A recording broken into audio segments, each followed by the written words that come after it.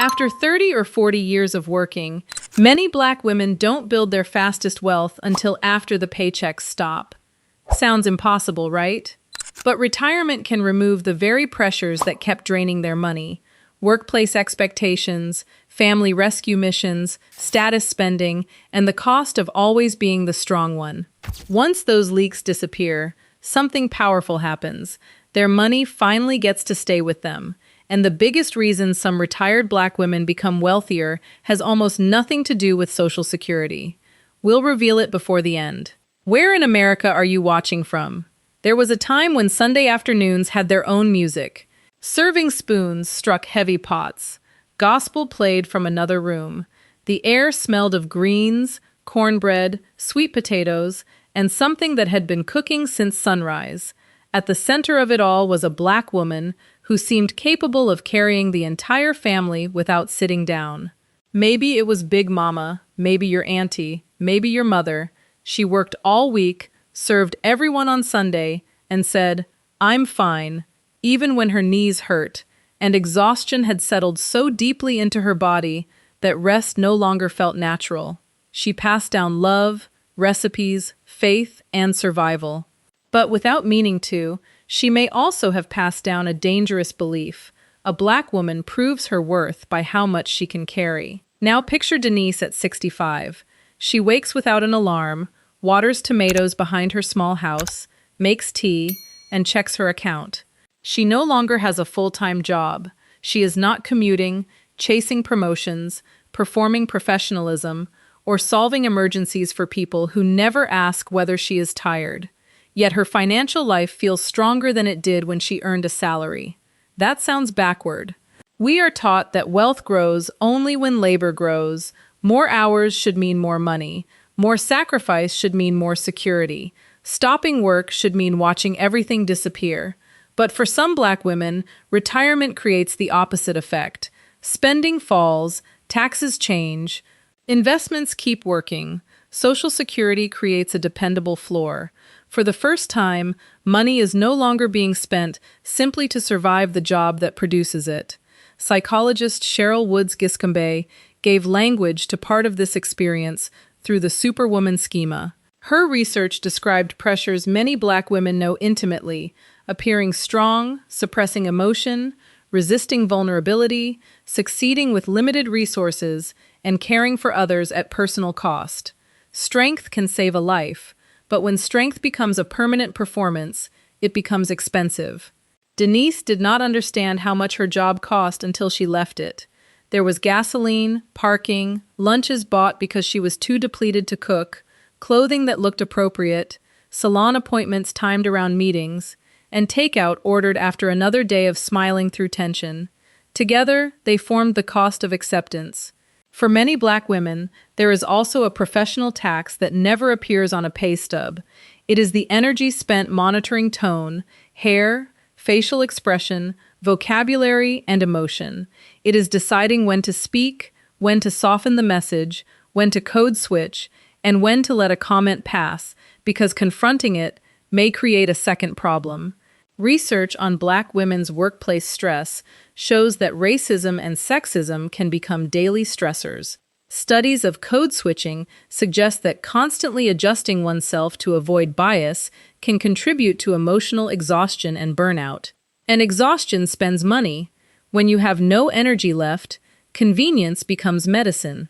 You buy dinner, hire help, replace instead of repair, and reward yourself for surviving Friday. This is not irresponsibility. It is the hidden economics of depletion. After retirement, Denise's life became slower, but her money stopped leaking. She cooked meals that reminded her of home. She cleaned in small sections instead of sacrificing Saturday. She walked to the library and tended her garden. Time began replacing things she once had to buy. The first reason some Black women become financially stronger after retirement is not that they suddenly earn more. It is that the cost of maintaining employment can collapse. When the commute and the performance end, thousands of dollars can remain where they belong. Then taxes change. During her highest earning years, Denise looked at her gross salary and wondered why so little felt like hers. Taxes, retirement contributions, insurance premiums, and work expenses took their share before she could breathe. Retirement does not make income tax disappear. Pension payments and withdrawals from traditional retirement accounts may still be taxable, and part of Social Security may be taxable depending on total income. But many retirees live on less taxable income than they earned while working. That can create a lower effective tax burden and allow more control over when money is withdrawn. Psychologically, this matters. For decades, Denise experienced money as something that arrived already claimed by everyone else. In retirement, she began to experience money as something she could direct. She was no longer only earning, she was managing. Then came the lesson that felt almost offensive. Her money could keep working when she stopped working so hard. Black families have historical reasons to distrust financial institutions. Discrimination, unequal access to credit, and generations of exclusion do not disappear because someone says, "Just invest." Trusting a retirement account can require more than financial education. It can require a psychological leap. Denise believed real money came from real labor. Tired feet, early mornings, double shifts, and being dependable when everyone else failed. But compound growth follows a different logic. Investments can keep producing returns on earlier returns, including during retirement, even while measured withdrawals are taken. In the beginning, saving can feel painfully slow. The balance moves in inches. Later, a larger base has more power to grow. The woman who once did all the labor begins to witness capital doing part of the labor for her. She rests. The account does not. That is not laziness. It is the delayed reward for decades of discipline. Then Social Security creates something Black women have too rarely been given: a floor. Retirement benefits are based on lifetime covered earnings, and the monthly amount depends partly on when a person claims. It is not charity, it is a benefit funded through years of work.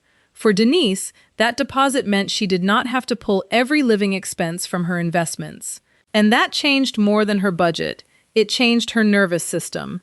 A dependable monthly payment can reduce the fear that every market decline is a personal emergency. It can give investments time to recover and turn a financial cliff into manageable decisions. For a woman who has spent her life being everyone else's safety net, receiving a safety net of her own can feel unfamiliar.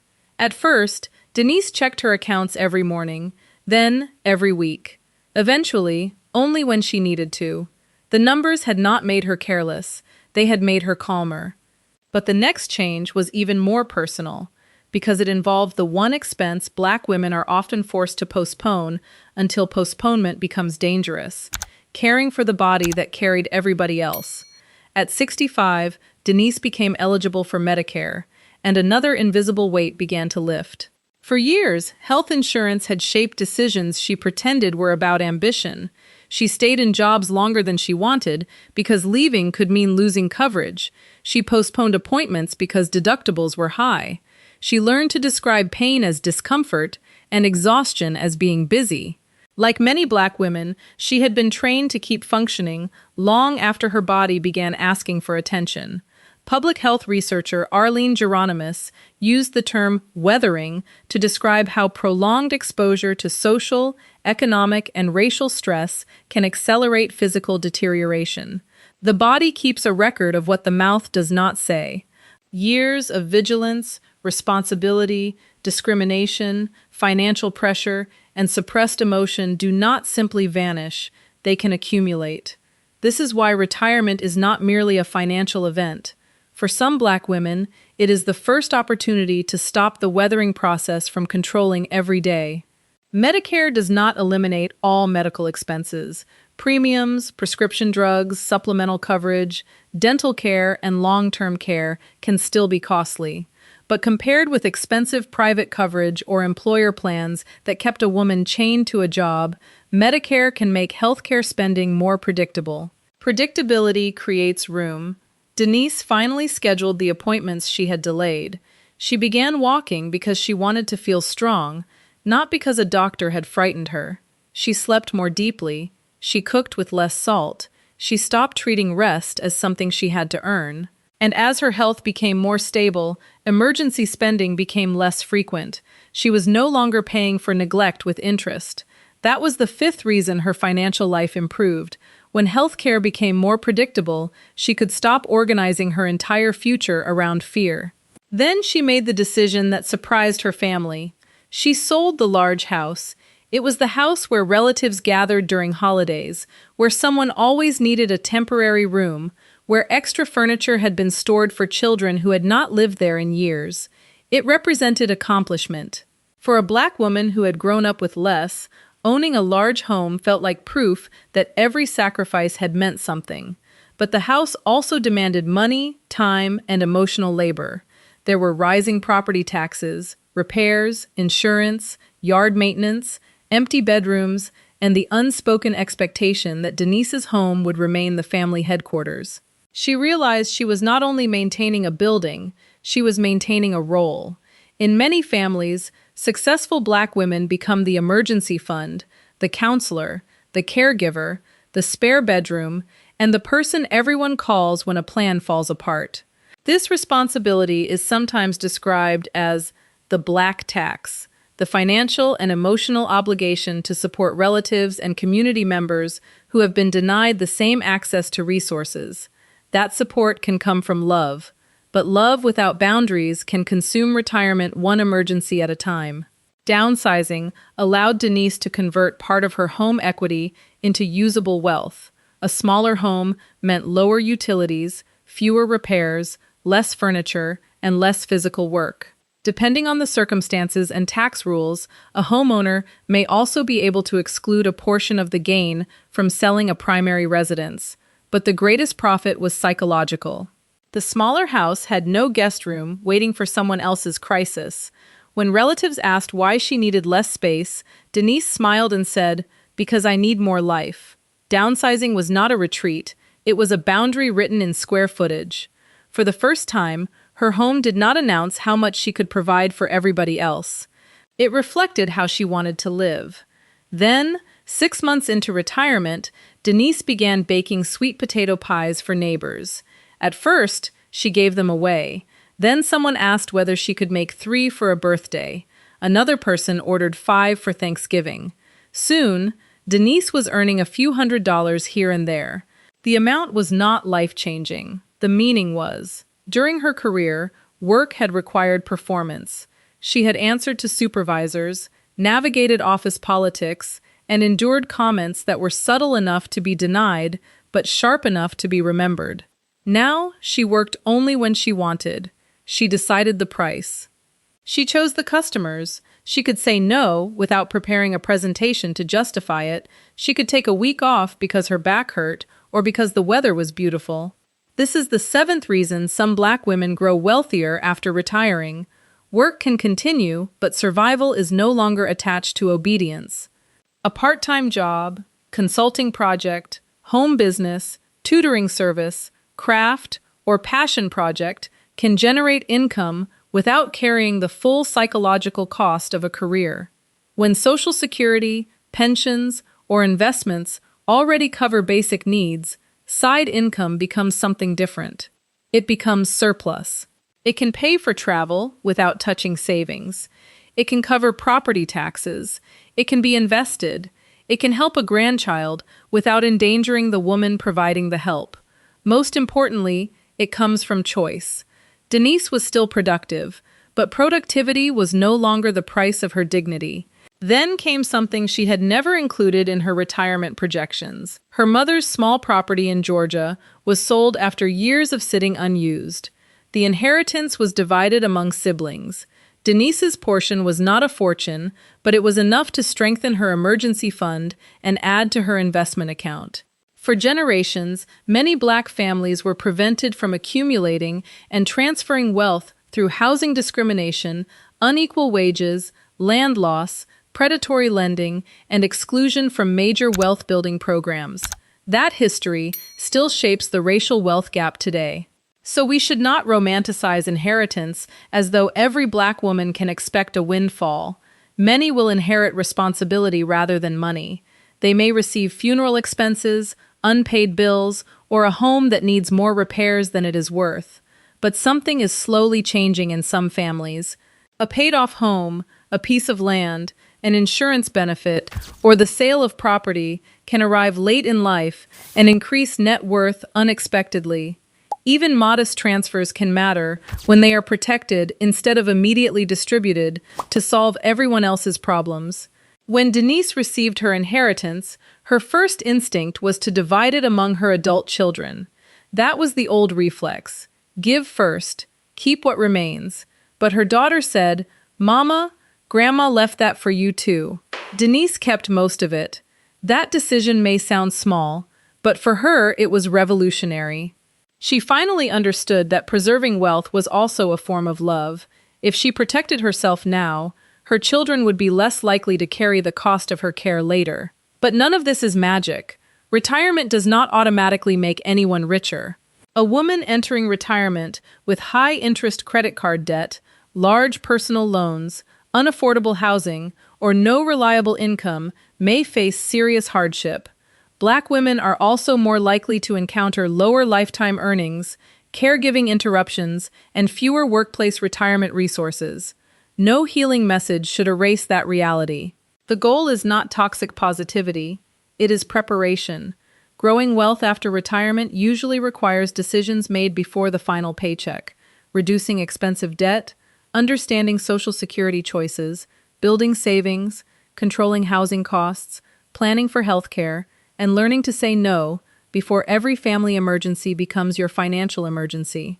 Because the deepest lesson in Denise's story is not that she stopped working and money mysteriously appeared, it is that she stopped financing her own exhaustion. She stopped buying convenience to recover from depletion. She stopped paying for a large house built around other people's expectations. She stopped treating every request as an obligation. She allowed investments, benefits, time, and boundaries to work together. And slowly, something remarkable happened. Her account grew at the same time her life became quieter. For Black women, that may be one of the most beautiful forms of resistance imaginable.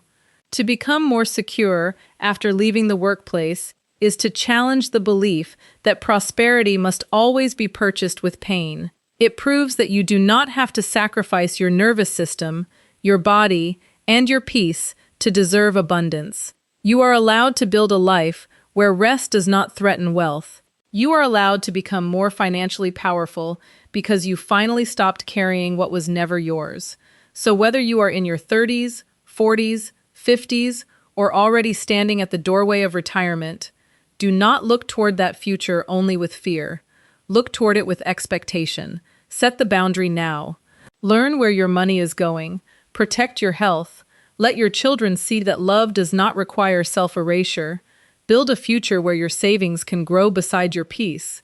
And tell me in the comments, have you known a Black woman who seemed to become lighter, freer, and even more prosperous after retirement?